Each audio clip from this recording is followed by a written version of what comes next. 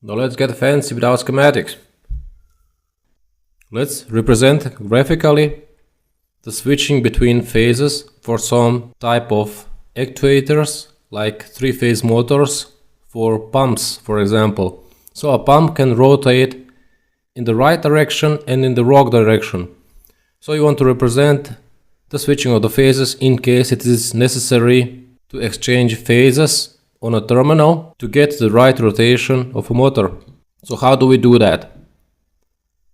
This is a symbol we use, and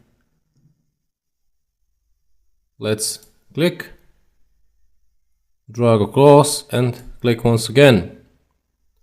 Let's do that once again from this side, click, drag across. Now you can do that to be symmetrical, but my recommendation is to keep it a little bit asymmetrical. This is how we do that in the real world, at least the professionals. And click. And that's it.